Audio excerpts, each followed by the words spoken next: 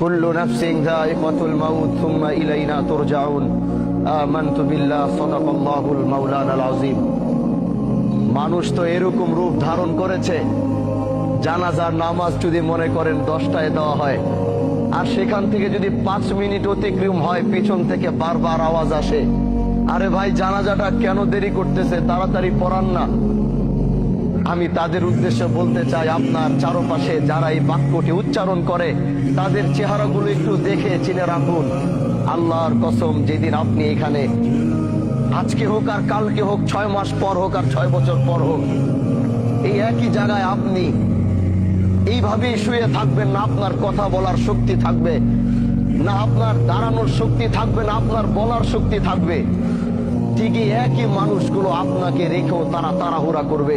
এটাই হচ্ছে পৃথিবী, আর এটাই হচ্ছে দুনিয়া।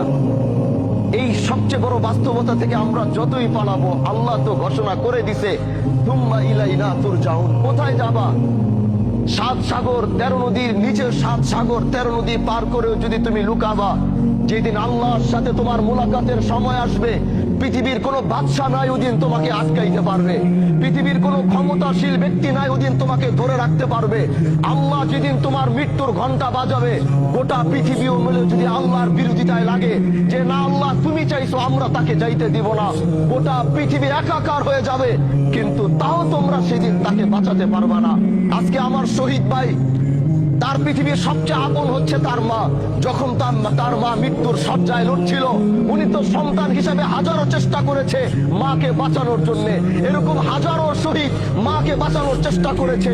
কেউ হাসপাতালের বেডে করেছে, কেউ নিজের কোলের মধ্যে করেছে, কেউ ঘরের মধ্যে করেছে, কিন্তু পৃথিবীর প্রতিটা সন্তান ব্যর্থ হয়েছে। কারণ আল্লাহ বলেছে, কুল্লু নাফসিন যায়িকাতুল মাউত সুম্মা ইলাইনা তুরজাউন। তুমি যেখানে যাও, যেই প্রান্তে যাও, যেই দিক থেকে যাও, যেদিন তোমার মৃত্যুর ঘন্টা বাজবে, ওইদিন পৃথিবীতে তোমার থাকার আর কোনো অস্তিত্ব থাকবে না।